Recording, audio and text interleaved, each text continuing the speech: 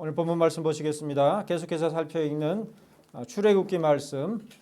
오늘은 출애굽기 35장 4절로 29절까지 말씀입니다. 구약성경 출애굽기 35장 4절에서 29절까지 말씀 제가 봉독해 드리겠습니다.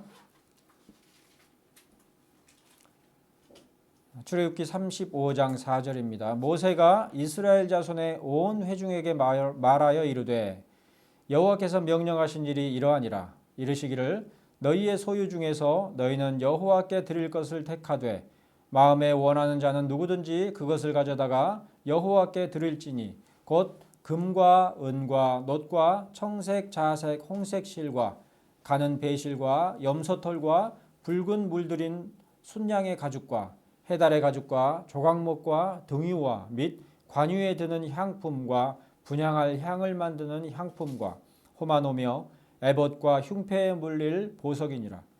무릇 너희 중 마음이 지혜로운 자는 와서 여호와께서 명령하신 것을 다 만들지니 곧 성막과 천막과 그 덮개와 그 갈고리와 그 널판과 그 띠와 그 기둥과 그 받침과 증거궤와 그 채와 속죄소와 그 가리는 휘장과 상과 그 채와 그 모든 기구와 진설병과 불 켜는 등잔대와 그 기구와 그 등잔과 등유와 분향단과 그 채와 관유와 분향할 향품과 성막문의 휘장과 번제단과 그 놋 그물과 그 채와 그 모든 기구와 물두멍과 그 받침과 뜰의 포장과 그 기둥과 그 받침과 뜰문의 휘장과 장막 말뚝과 뜰의 말뚝과 그 줄과 성소에서 섬기기 위하여 정교하게 만든 옷 곧 제사 직분을 행할 때에 입는 제사장 아론의 거룩한 옷과 그의 아들들의 옷이니라.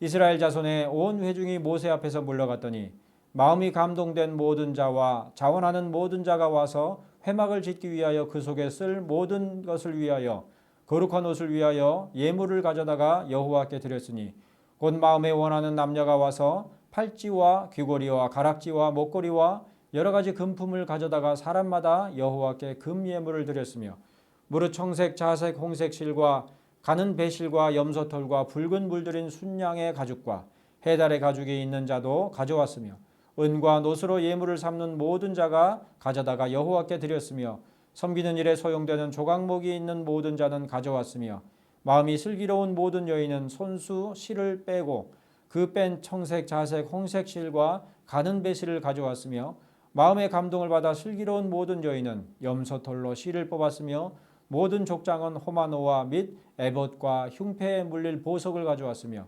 등불과 관유와 분향할 향에 소용되는 기름과 향품을 가져왔으니 마음에 자원하는 남녀는 누구나 여호와께서 모세의 손을 빌어 명령하신 모든 것을 만들기 위하여 물품을 드렸으니 이것이 이스라엘 자손이 여호와께 자원하여 드린 예물이니라. 아멘. 봉독하여 드린 출애굽기 35장 4절로 29절까지 말씀 가운데서 마음이 원한 자는 드릴지니, 이러한 제목으로 메시지를 나누도록 하겠습니다. 지난 주일에 메시지 가운데서 우리들은 모세에게 명하신 안식일 계명과 관련하여 오늘 우리들의 시대에도 여전한 안식일로서의 주일 성수의 의미에 대해서 나누어 보았습니다.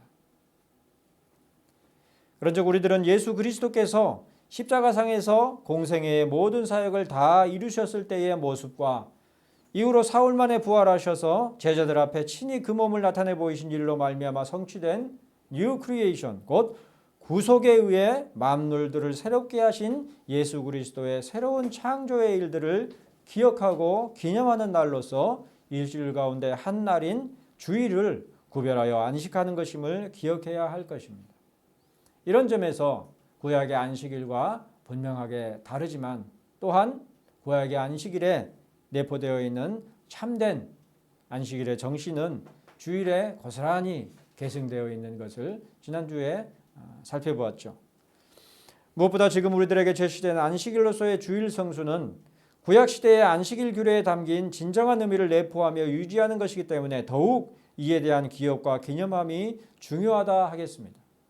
구약에서는 그 실체가 여러 형식들과 여러 외형들로 가려져 있었지만 이제는 직접적으로 우리에게 드러난 것이기 때문에 더욱더 우리에게 중요한 것이죠.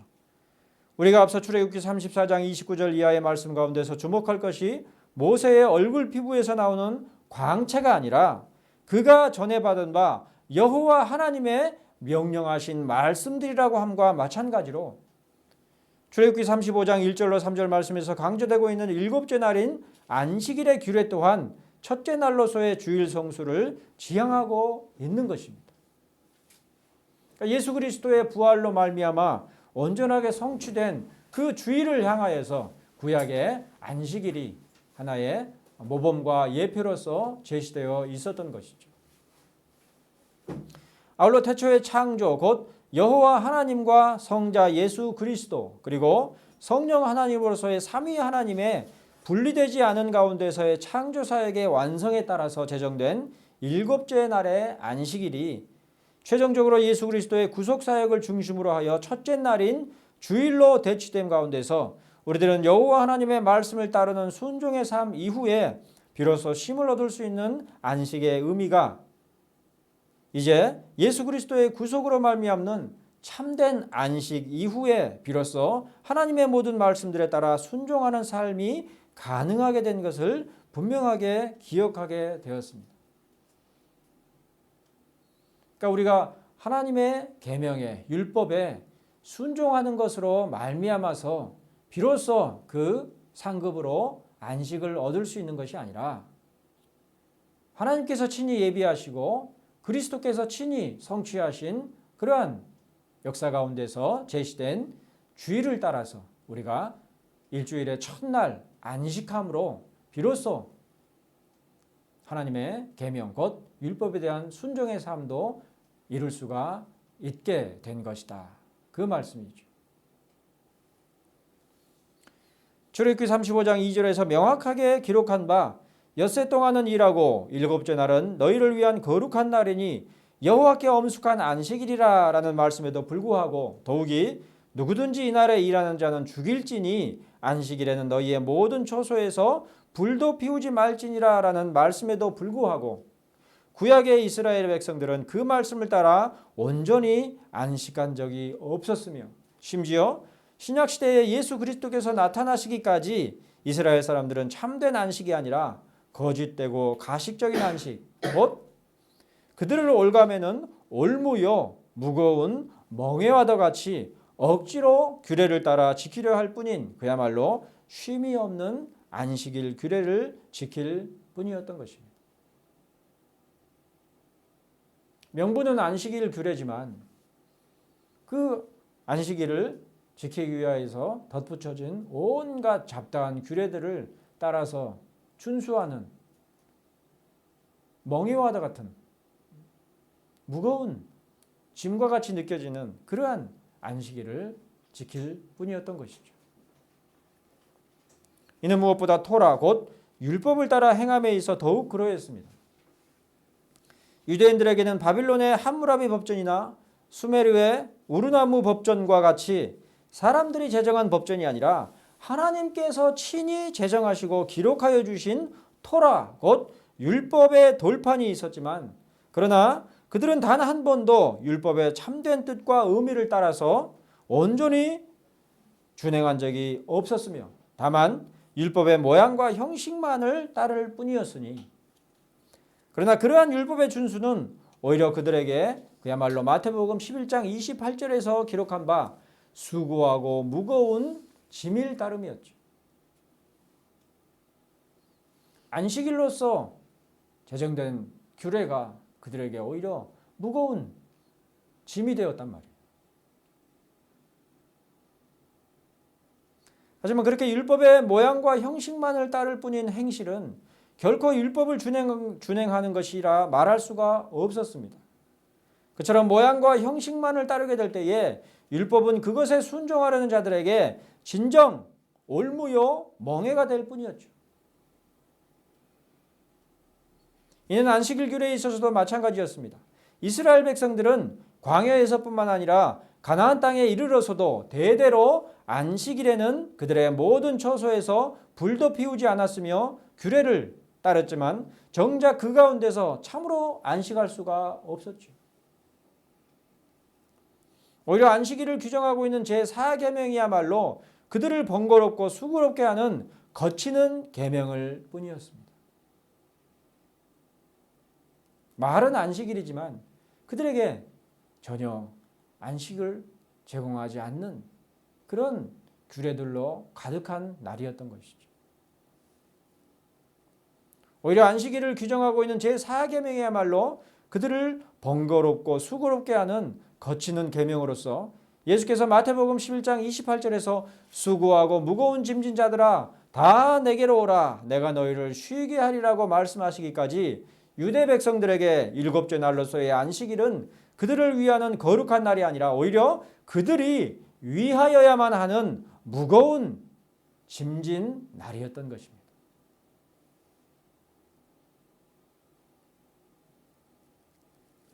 자, 그렇다면 율법은 애초에 광야의 사람들과 이스라엘 백성들에게 그처럼 무거운 것으로 주어진 것입니까?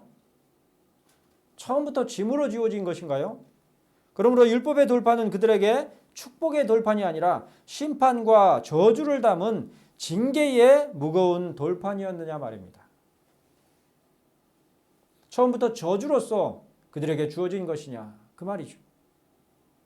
이와 관련하여 우리들은 마태복음 22장 34절로 40절에 기록된 바 예수님과 바리새인들 중 한 율법사가 나눈 대화 가운데서 특히 선생님 율법 중에서 어느 계명이 크니까? 라고 한 그 율법사의 물음에 대해서 예수께서 내 마음을 다하고 목숨을 다하고 뜻을 다하여 주 너의 하나님을 사랑하라 하셨으니 이것이 크고 첫째 되는 계명이요 둘째도 그와 같으니 내 이웃을 내 자신과 같이 사랑하라 하셨으니 이 두 계명이 온 율법과 선지자의 강령이니라 라고 하신 예수님의 답변 가운데서 명확한 답을 얻을 수가 있습니다.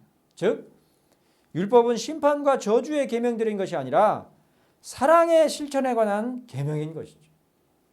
더구나 이 말씀하신 것이 이미 구약 신명기 6장 5절에 기록한 바 너는 마음을 다하고 뜻을 다하고 힘을 다하여 내 하나님 여호와를 사랑하라 하신 것과 또 레위기 19장 18절에 기록한 바 원수를 갚지 말며 동포를 원망하지 말며 내 이웃 사랑하기를 내 자신과 같이 사랑하라 라는 말씀을 그대로 인용하여 이르신 것이었으니 그야말로 율법은 처음부터 하나님과 이웃을 사랑함과 관련해서 어떻게 그런 사랑을 실천할 것인가를 명확하게 제시하며 가르치는 계명들로 이루어졌던 것입니다.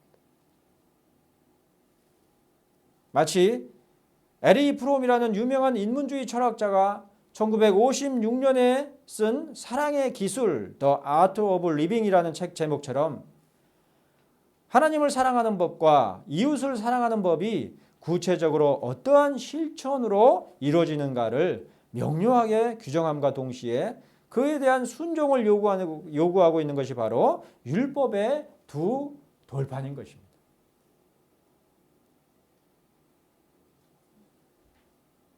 그러니까 그것은 언약의 돌판이기도 하지만 직접적으로는 어떻게 하나님에 대한 사랑과 이웃에 대한 사랑을 실천한 것일까 이걸 가르쳐주고 또한 요구하는 율법인 것이죠. 그런즉 율법은 우리에게 하나님께 대한 사랑이 무엇이며 또한 어떻게 이를 구체적으로 순종하여 실천할 수 있는지를 명확하게 제시하고 있는 것입니다. 아울러 율법은 우리의 이웃들에 대한 사랑이 무엇이며 또한 어떻게 그것을 구체적으로 실천하여 순종할 수 있는지를 간명하게 규정하고 있는 것입니다.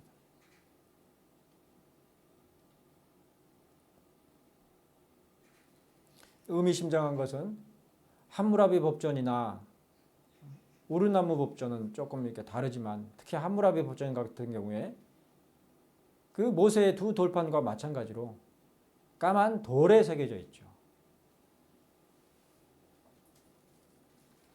자, 결국 우리들은 사랑이 무엇인지에 관해서 율법의 요구들을 실천하는 순종을 전제로 배울 수가 있는 것입니다. 언뜻 우리들은 사랑이라는 것이 감정의 문제이고 그러한 감정은 누구나 지닌 것이라고 생각하기가 쉽지만 정작 우리들은 사랑이 무엇이며 사랑이 어떻게 실천될 수 있는지를 전혀 혹은 거의 모르고 있다는 사실을 간과하고 있기에 우리들은 율법의 가장 기본적인 두 바탕 곧 하나님께 대한 사랑과 이웃에 대한 사랑이 어떻게 실천되어야 하는지에 관한 계명들 가운데서 비로소 그 답을 얻을 수가 있는 것입니다. 우리에게 사랑의 감정이 있다고 해도 정작 우리들 자신에게 있는 것만으로는 참된 사랑을 실행할 수가 없는 것이죠. 그냥 느낀 대로 행한다고 해서 그것이 사랑이 아니란 말이에요. 사실 우리 자신에게 있는 것들은 모두 다 부패하고 불완전한 것들 뿐입니다. 사랑도 마찬가지여서 누구에게나 부모에 대한 사랑, 이성에 대한 사랑, 자식에 대한 사랑, 그리고 형제 간의 사랑, 하나님이나 신적인 존재에 대해 사랑하는 마음을 약간씩이나마 지니고 있지만 정작 그 약간의 사랑조차도 제대로 표현하고 실천하지를 못하는 것입니다. 예컨대 부모를 사랑하면서도 정작 행실 가운데서는 까닭없이 부모를 미워하고 심지어 학대하는 경우들을 볼 수가 있죠. 더욱 괴로운 것이죠. 마음으로는 부모를 사랑하고 싶지만 실천에 있어서는 오히려 증오하고 미워하는 마음이 불끈불끈 가로막는 그런 경우들을 볼 수가 있죠. 또한 자식을 사랑하면서도 정작 자식을 너무 편애해서 오히려 자식을 망쳐버리는 일도 얼마든지 찾아볼 수가 있고, 마찬가지로 상대 이성을 사랑하면서도 정작 상대방에게 위해를 가한다거나 데이트 폭력이나 그런 것들이죠.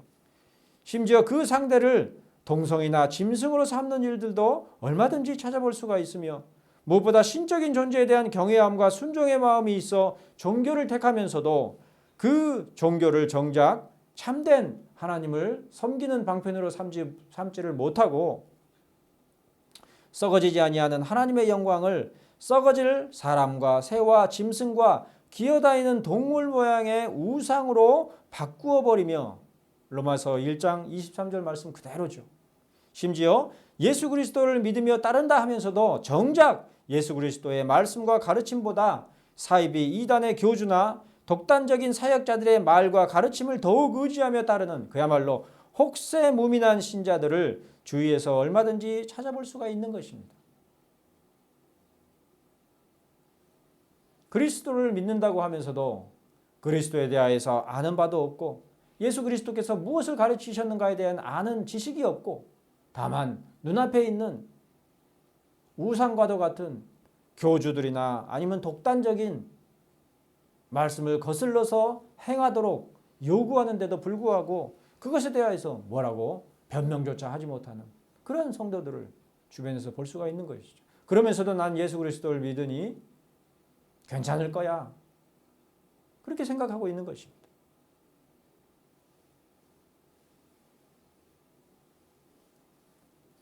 이처럼 우리에게는 참된 사랑에 관한 기술뿐만 아니라 더욱 근본적으로 율법에 순종할 수 있는 지식과 능력이 전적으로 결여되어 있습니다. 심지어 예수 그리스도를 믿는 신자들이라 할지라도 정작 예수 그리스도를 믿는 믿음을 현세적인 복락을 얻기 위한 방편으로 삼는다 할지, 혹은 자신의 죄악과 선행에 대한 무능력을 핑계하는 명분으로 생각하는 어리석음으로 바꾸어버리는 일들을 얼마든지 볼 수가 있는 것이죠. 그리하여 함께 믿음을 지닌 동역자요 참된 이웃이라 할 자들, 그 가운데서도 온갖 인간적인 오류들을 극복하고 하나님의 참된 진리를 따라 살아가고자 하는 참으로 개혁된 신학을 추구한다고 하면서도 정작 그러한 동료들이나 이웃들을 잘되기보다 오히려 못하고 어려움을 겪는 것에 대하여서 내심 마음의 평안을 얻고 위로를 삼는 그러한 자들이, 시기와 질투에 사로잡힌 그러한 자들을 주변에서 종종 볼 수가 있으니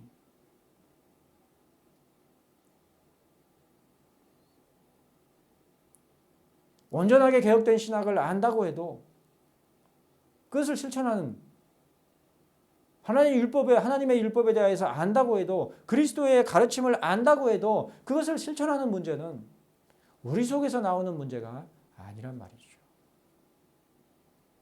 알고서도 행하지 않거나 행하지 못하는 그처럼 무능력하고 흉악한 자들이 우리의 본 모습인 것입니다. 그런즉 예수 그리스도의 구속과 그에 따른 새로운 창조에 따른 그리스도인이라 칭하는 자들은 이제 그로 말미암아 율법에 상관이 없이 자유로운 자들이 아니라 오히려 율법에 더욱 직접적으로 연계되어 순종하려는 자들, 곧 불완전하마 늘 하나님의 계명들을 사모하며 그에 따르기를 힘쓰는 자들이라 하겠습니다. 그동안은 율법의 겉모양과 형식에만 치우쳐 있을 뿐이어서 늘 수고하고 무거운 짐이요 멍해로 느끼던 율법의 모든 계명들을 이제는 쉬운 멍해요 가벼운 짐으로 여기는 자들이 된 것이 바로 예수 그리스도의 구속으로 말미암은 새 창조에 속하는 자들인 그리스도인들의 본 모습인 것이죠.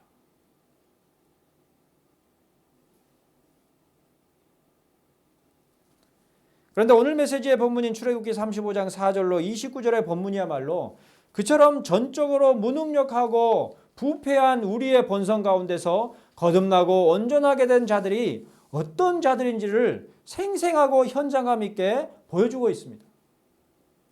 먼저 오늘 메시지의 본문은 크게 세 부분으로 나눠볼 수가 있는데, 첫째 부분은 4절로 9절에 기록한 바 여호와 하나님 앞에 드릴 것들이 무엇인지를 명령하고 이루고 있는 단락이고, 그리고 둘째 부분은 10절로 19절까지에 기록된 바 여호와 하나님께서 명령하여 만들도록 하신 것들이 무엇인지를 기록한 부분이고, 또 셋째 부분은 실제로 백성들이 여호와 하나님께 드린 예물들이 구체적으로 어떠한 것들이었는가를 기록하고 있는 그러한 본문으로 나눠볼 수가 있겠습니다. 특별히 이러한 본문들 가운데서 핵심적이고 중요한 것으로 강조되는 말씀이 있는데, 그것은 바로 5절에 기록한 바 마음에 원하는 자는 누구든지 그것을 가져다가 여호와께 드릴지니라 라는 말씀과 21절에 기록한 바 마음이 감동된 모든 자와 자원하는 모든 자가 와서 회막을 짓기 위하여 그곳에서 쓸 모든 것을 위하여 거룩한 옷을 위하여 예물을 가져다가 여호와께 드렸다라고 한 말씀, 마찬가지로 10절에 기록한 바 너희 중 마음이 지혜로운 자는 와서 여호와께서 명령하신 것을 다 만들지니라 라는 말씀 또한 동일한 문맥 가운데 기록한 것이라 할 것이니, 그야말로 29절에 기록한 바 마음이 자원하는 남녀는 누구나 여호와께서 모세의 손을 빌어 명령하신 모든 것을 만들기 위하여 물품을 드렸음을 언급하고 있는 것이 출애굽기 35장 4절로 29절까지의 말씀의 요지인 것이죠. 거기에 포인트가 있다는 것입니다. 금과 은과 놋과 청색, 자색, 홍색 실과 가는 배실과 염소털과 붉은 물들인 순양의 가죽과 해달 가죽과 조각목과 등유와 및 관유에 드는 향품과 분향할 향을 만드는 향품과 호마노며 에봇과 흉패에 물린 보석이니라, 이렇게 기록한 6절로 9절 말씀, 그리고 팔찌와 귀고리와 가락지와 목걸이와 여러 가지 금품들과 청색, 자색, 홍색 실과 가는 배실과 염소털과 붉은 물들인 순양의 가죽과 해달의 가죽 등을 22절과 23절에서 언급하여 기록하고 있을지라도 우리의 눈과 심령이 주목해야만 하는 것은 그런 것들이 아니라 그러한 목록들과 품목들을 너머에 마음이 감동된 모든 자와 자원하는 모든 자가 와서 회막을 짓기 위하여 그곳에서 쓸 모든 것을 위하여 거룩한 옷을 위하여 예물을 가져다가 여호와께 드렸더라라는 데에 있는 것입니다. 백성들의 마음의 상태에 있는 것이죠. 불과 얼마 전까지 그들의 상태가 어떠했습니까? 하나님께서 요구하시는 바에 대해서 전혀 관심도 없고 자기들이 원하는 것들에만 관심이 있었죠. 그래서 심지어 자기들이 갖고 있는 폐물을 가져다가 송아지 형상의 우상을 만들었단 말이에요. 그랬던 자들이 이러한 모습을 보여주고 있는 것이죠. 사실 그처럼 자원하는 마음을 가운데 드러나는 의미와 뜻은 결코 그들 자신에게서 우러나온 것만이 아니었을 것입니다. 앞서 출애굽기 25장 2절에서 여호와 하나님께서는 모세에게 말씀하여 이르시기를 이스라엘 자손에게 명령하여 내게 예물을 가져오라 하고 기쁜 마음으로 내는 자가 내게 바치는 모든 것을 너희가 받을지니라, 이렇게 앞서 말씀하신 바 있기 때문입니다. 한참 전에 이미 말씀하신 대로 이루어진 것이죠. 언뜻 출애굽기 25장 2절 말씀은 앞으로 일어날 일들을 미리 아시는 하나님께서 앞서서 언급하시는 것처럼 보일 수도 있을 것입니다. 즉 전지하신 하나님께서 이미 출애굽한 광야 백성들 가운데서 기쁜 마음으로 자원하여 예물을 드릴 자들이 있는 것을 미리 예견하여 보신 것처럼 이해될 수도 있는 것이죠. 예지라고 하죠. 그러나 그들이 자원하여 예물을 드릴 수 있었던 근본적인 원인이 어디에 있었습니까? 아니, 그들이 자원하여 드린 예물들이 과연 누구의 것들이었습니까? 그들에게 원래 있던 것들이었습니까? 출애굽기 12장 35절로 36절에 기록한 바 이스라엘 자손이 모세의 말대로 하여 애굽 사람에게 은금 패물과 의복을 구하며 여호와께서 애굽 사람들에게 이스라엘 백성에게 은혜를 입히게 하사 그들이 구하는 대로 주게 하심으로 그들이 애굽 사람의 물품을 취하였더라라는 말씀으로 보건대 그들이 자원하여 내어놓은 예물들 대부분은 출애굽할 당시에 애굽 사람들에게서 얻은 것들이었죠. 그리고 그들에게 애굽 사람들이 그처럼 은혜를 입혔던 것은 바로 여호와 하나님께서 이스라엘 백성들이 구하는 대로 주도록 애굽 사람들의 마음을 움직이셨기 때문이니 광야에 이스라엘 백성들이 자원하여 내어놓은 예물들은 그처럼 여호와 하나님께서 친히 예비하여 주신 물품들이었던 것입니다.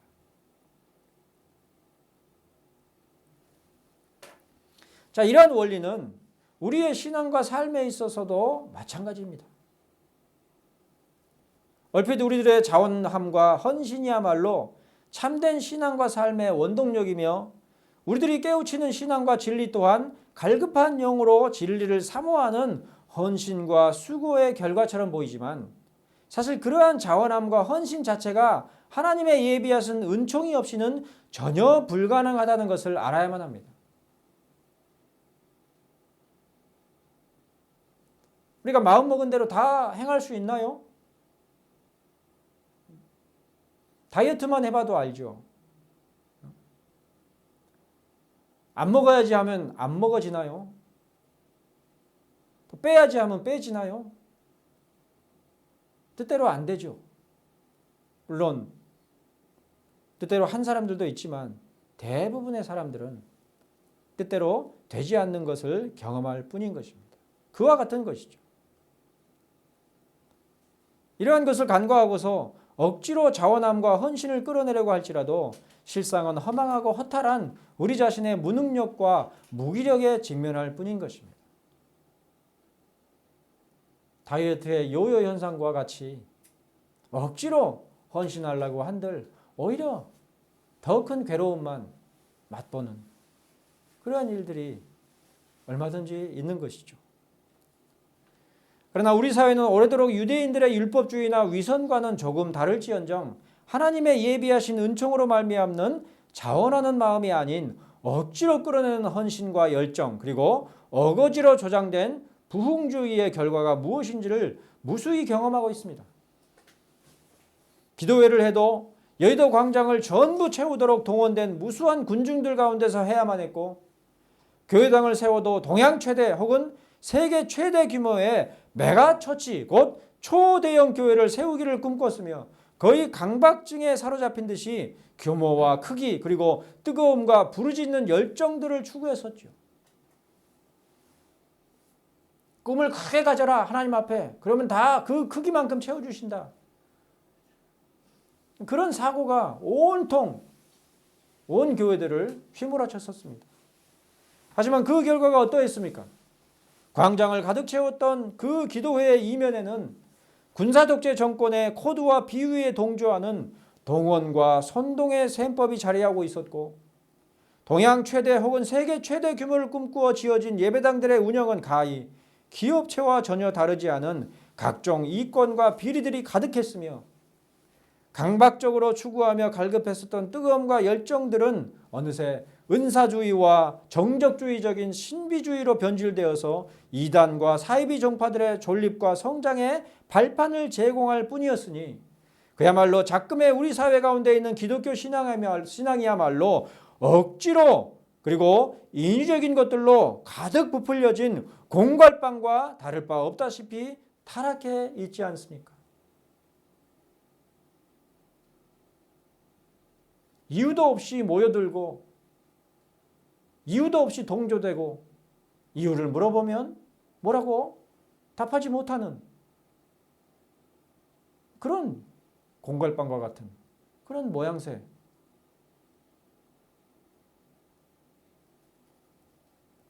급기야 대부분의 현대교회들이 자본, 곧 돈이 아니면 존립할 수도 운영될 수도 없다시피 한 실정입니다. 대형교회는 어떤지 모르겠지만 중소형 교회들, 특히 중형 교회들 보면 은행 부채가 없는 중형 교회가 드물죠.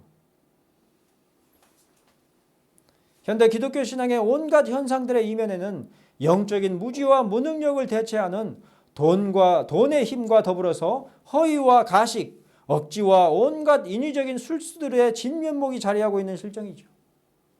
그러므로 조금 심하게 말하자면 이제 우리 사회에 더 이상 순수한 의미의 교회는 존재하지 않는다 할 수 있는 지경이 된 것입니다.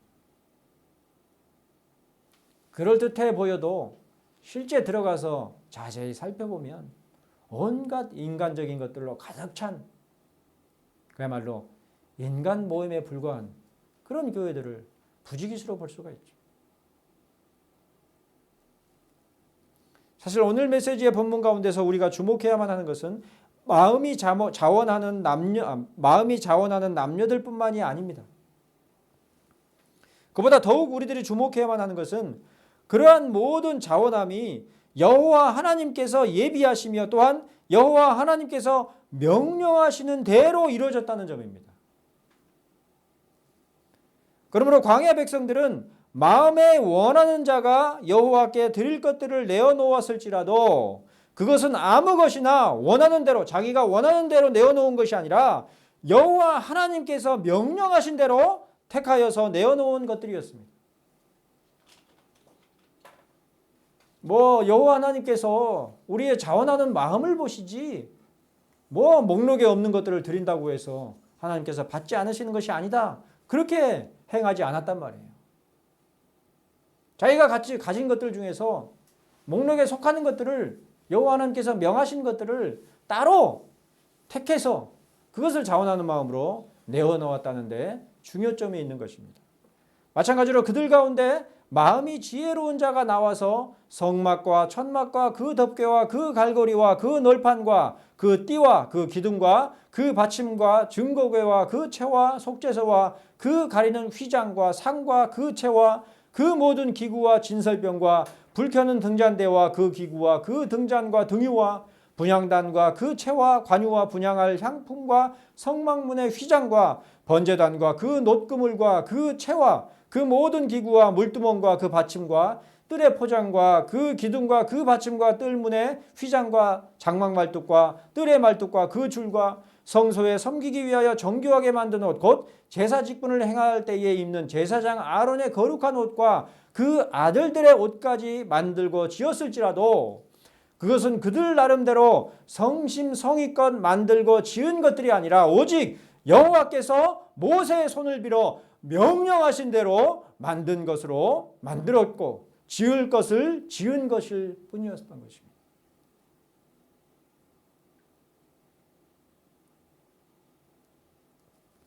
그런데 바로 이러한 점이야말로 하나님의 예비하신 은총을 분명하게 드러내는 증거이자 예표인 것이죠.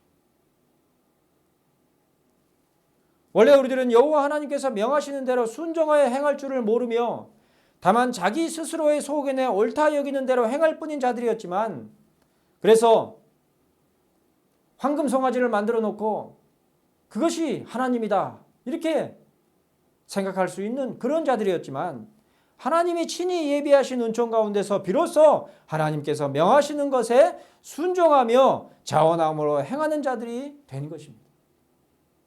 자기 소견에 옳은 대로 이렇게 하면 내 마음 아시잖아요. 하나님 마음을 받으시지 뭐 우리가 어떻게 드리는가가 중요한 게 아니잖아요. 그런 태도로 나오지를 않았단 말이에요. 오히려 모세를 통해서 명령된 그대로 자원함으로 헌신했던 것이죠. 바로 이 같은 성경의 교훈과 가르침을 간과하고서 지금도 건재하고 있는 것이 바로 무율법주의 혹은 안티노미널리즘, 반율법주의라 불리는 심각한 오류입니다. 하나님께서 요구하시는 사랑의 가치와 기준들, 그리고 실제적인 실천을 요구하는 율법에 대해서 무지하고 무관심함에 더 나아가서 우리를 죄에서 구속하신 예수 그리스도의 복음을 빙자해서 율법 자체를 폐기하여 무의로 돌려버리는 무율법주의야말로 자원할 수 있는 모든 것들을 예비하시되 자원하는 백성들 나름대로가 아니라 여호와 하나님께서 명령하여 제정하신 그대로 자원하여 내어놓으며 만들 것은 만들고 지을 것은 지었던 역사와 교훈하며 나타내는 바를 간과하고 거스르는 심각하고 무서운 오류인 것입니다.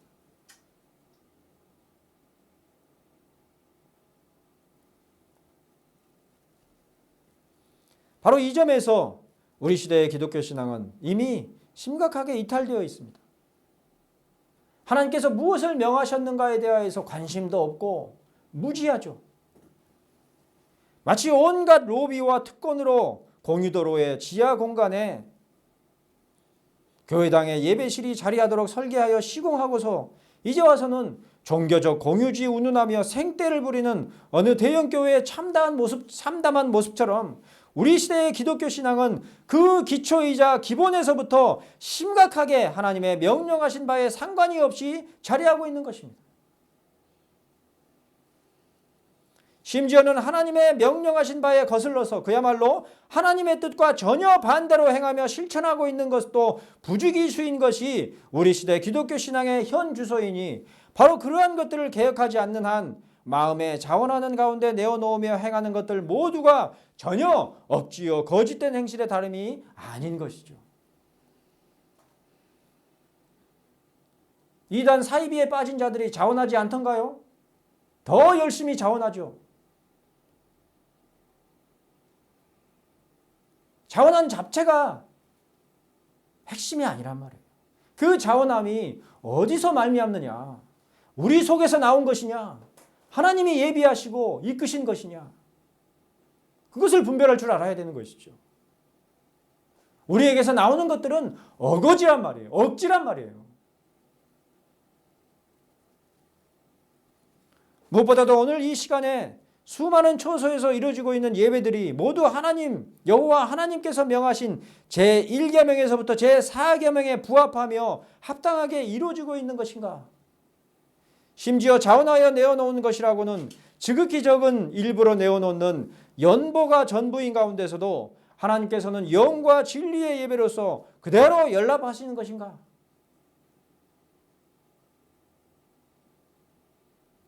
돈만 들고 올 뿐이죠. 하나님이 돈이 궁하신 분이십니까? 돈이 궁해서 헌금하라고 그러시는 거예요? 돈이 궁해서 씹을 줄 하라고 명하신 건가요?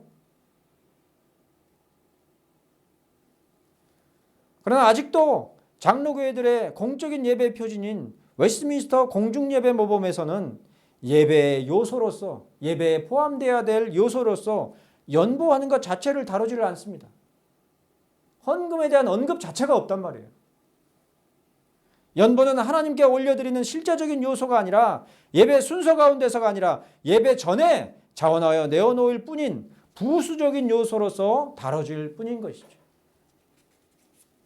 구제 헌금의 성격이 더욱 강한 것이 웨스트민스터 예배 모범에서의 연보의 성격이란 말이에요. 진정으로 내어놓아야 될 것이 무엇입니까? 돈이 아니라 우리 심령을 전부 하나님 앞으로 쏟아 내어놓아야 하는 것이죠. 그것은 모르고 돈만 들고 와서 내어놓으면 그게 자원하고 헌신한 것이냔 말이에요. 가증스러울 뿐이죠.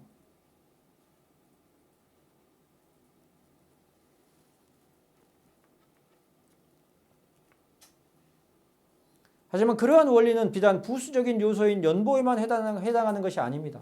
오히려 하나님 앞에 드리는 모든 예배의 요소들이 자원함으로 드리되 하나님께서 성경 가운데서 명시하여 규정하신 대로 드려져야만 하는 것이니, 그것은 예수 그리스도의 구속하심으로 말미암아 폐기된 의식법에 속하는 것이 아니라, 세레모니얼 로우가 아니라 세상 끝날까지 하나님을 사랑하는 것과 이웃을 사랑하는 것에 관련하여 여전히 존속하는 율법인 도덕법에 속하여서 지금 우리들이 드리는 예배 가운데 여전히 존속해야만 하는 것입니다. 우리들은 의식법으로서의 주의를 성수하고 있는 것이 아니라 여전히 우리에게 요구된 도덕법으로서의 주의를 성수하고 있는 것이란 말이에요. 그런데 이러한 부분들에 관하여서 그동안 우리 사회의 기독교 신앙은 별다른 관심을 기울이지를 않았습니다. 그저 뜨거움과 열심만을 내세우며 억지로 우리들의 속에서 끌어내는 종교심이 마음에 자원하는 것이라 생각했던 우리 사회의 기독교 신앙은 그동안 교리나 신학적인 옳고 그름에 관해 거의 관심을 갖지를 않았던 것입니다. 그저 예수 그리스도께서 십자가에 달리시어 구속하신 은총의 내용과 그 풍성함만 확신하며 그저 십자가에 달리시어 우리 죄를 대속하신 예수 그리스도의 그 고통과 그에 비례하는 사랑을 체험하기만 하면 우리가 그 어떤 죄악과 오류에 빠진다고 해도 그 보혈의 공로로 다 사해지고 말 것이라고 하는 확신함으로써 가히 구원파나 다름이 없었으며 심지어 지금도 여전한 하나님의 도덕법의 명령과도 무관한 무율법주의에 다름이 없었던 것이 우리 신앙의 상당수의 모습이었던 것이죠.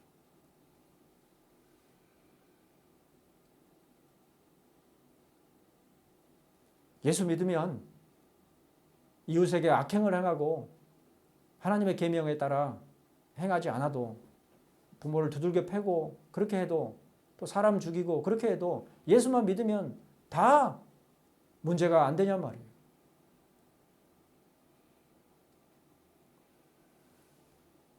자기 자식한테 그렇게 가르치겠습니까?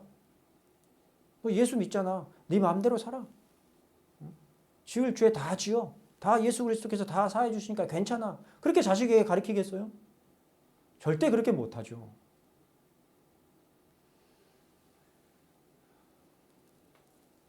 더욱 분명한 것은 예수 그리스도의 복음은 우리로 죄를 고백하고 우리의 삶을 고치며 그런 다음에 그리스도를 믿는 믿음으로 말미암아 우리가 구원에 이르러야 한다라는 사실을 여전히 요구하고 있다는 점입니다. 예수 그리스도를 믿으면 달라진단 말이에요. 예전과 똑같이 그저 예수를 믿을 뿐인 것이 아니라 그전의 삶과는 다른 자가 된단 말이에요. 그러므로 우리들은 참된 회개를 요구하는 복음의 제시에 끊임없이 순종하는 참으로 마음에 자원하는 자들, 곧 능동적으로 순종하게 된 백성들이지 결코 억지로 행하는 자들이 아닌 것이죠. 그러나 이 모든 자원함과 순종이 어디에 기원하는 것입니까? 다시 한번 그것은 우리 속에서 나오는 순전히 우리 스스로의 자원함이 아닙니다. 오히려 그것은 오늘 메시지의 본문인 출애굽기 35장 4절로 29절 말씀에서 누누이 반복되어 강조되는 바 그 모든 자원할 것들을 예비하고 준비토록 이끄신 하나님의 은총에 기원하는 것이죠. 바로 그러한 이유로 원래 7째 날이었던 안식일이 첫째 날인 주일로 바뀌어서 우리들의 율법의 요구에 순종함으로 행한 이후에 비로소 안식할 수 있는 것이 아니라 오히려 그리스도 가운데서 예비하신 안식을 얻음으로 말미암아 율법의 요구에도 비로소 순종할 수가 있는 것을 실제적으로 가르침받으며 또 경험하고 있는 것입니다.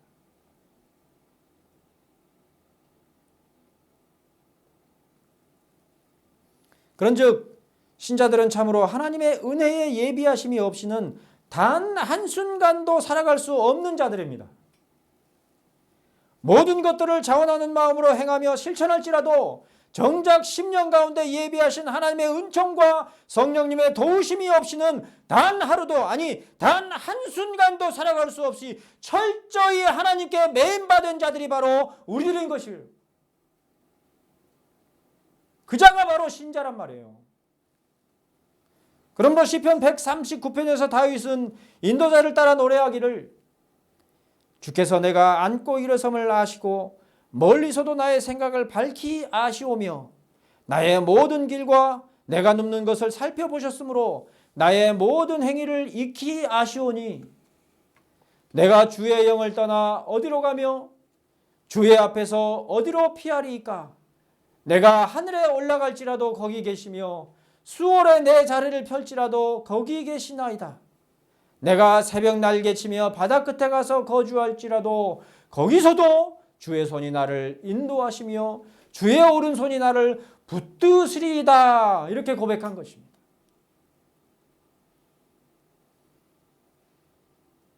요나가 여호와 하나님을 피해서 저 니느웨로 배 타고 갔어도 여전히 하나님께서는 그 요나를 붙드시고 니느웨를 향한 하나님의 자비와 은총을 요나가 받아들이며 순종하게 이끄시는 분이시란 말이에요. 우리의 분복은 아버지가 주실 유산이 아니라 아버지 자신입니다. 신자들의 분복은 하나님께서 이르게 하실 가나안 땅, 곧 천국만이 아니라 더욱더욱 하나님 자신이신 것입니다. 하나님이 우리의 아버지시오 우리의 유일하신 한 분 하나님이시라는 그 사실만이 신자들의 유일하며 최고인 복인 것이죠. 그런즉 신자들이 더욱 창념할 것이 무엇이겠습니까? 그 하나님 아버지 곁을 마음대로 떠나서 자기 소견에 옳은 대로 허랑방탕하게 살아가는 그런 신앙의 태도이겠습니까? 아니면 내 마음을 다하고 목숨을 다하고 뜻을 다하여 주 너의 하나님을 사랑하라 하셨으니 이것이 크고 첫째 되는 계명이요 둘째도 그와 같으니 내 이웃을 내 자신같이 사랑하라 하셨으니 이 두 계명이 온 율법과 선지자의 강령이니라 이렇게 이르신 예수님의 가르침을 따라서 더욱 하나님의 계명들을 따라 온전히 하나님과 이웃을 사랑하는 순종의 신앙이겠습니까?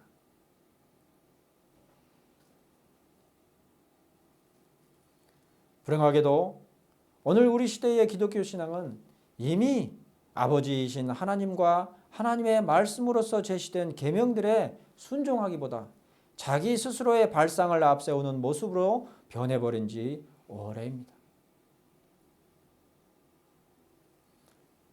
그러므로 억지로라도 예배의 자리에 나와 앉아있는 그 자체로도 이미 충분히 하나님께서 요구하시는 바에 순종한 것이라고 생각하는 것이 널리 퍼져 있는 실정이죠.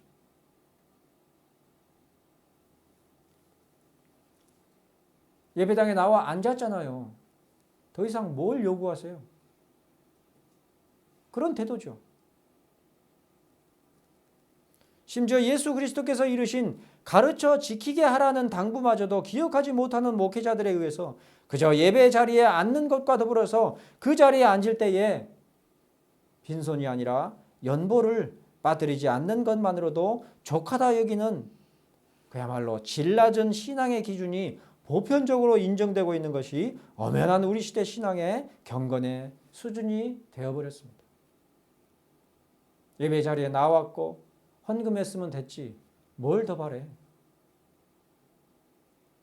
그 지경이 된 것이죠.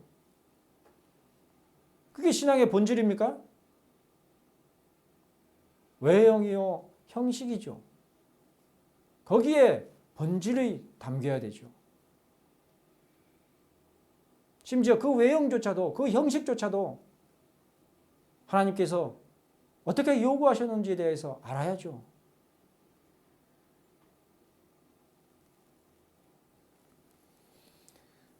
그러나 오늘 메시지의 본문 가운데서 파악할 수 있듯이 하나님께서는 애굽 백성들이 출애굽하는 백성들이 요구하는 것들을 다 내어주도록 하셨을지라도 그 모든 물품들을 자신 앞에 내어놓도록 명령하신 것이 아니라 그들이 소유한 물품 중에서 요구하시는 목록에 속하는 것들만을 택하여서 여호와께 드리도록 모세를 통해 명하셨습니다. 양면이 있는 것이죠. 하나님께서 명하신 대로만 내어놓을 수 있었고 또 그 말씀은 하나님께서 다 요구하신 것이 아니라 명하신 것만 요구하셨단 말이에요. 하나님께서 다 요구하신다 그래도 할 말이 있었나요? 없죠. 왜요? 하나님께서 주게 하신 것이니까. 평소에 애굽 백성들의 태도로 보면 어림없죠. 미친놈 소리를 들을 것인데 하나님께서 그 마음을 움직여 주셔서 요구하는 대로 다 내어주도록 이끄셨던 것이란 말이에요. 그 소유권이 본질적으로 누구에게 있는 것입니까? 하나님께 있는 것이죠. 그런데도 불구하고 하나님께서 다 요구하시는 것이 아니라 일부만을 택하여서 내어놓아라 이렇게 요구하셨단 말이에요. 11조도 마찬가지죠.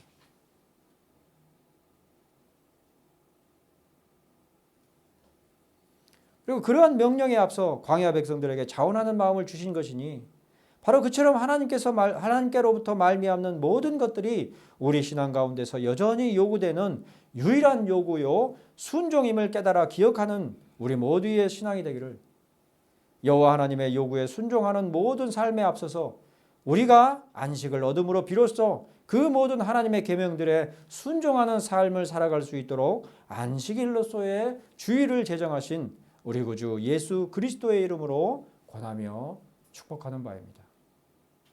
기도하시겠습니다. 아버지 하나님, 오늘도 출애굽기 39장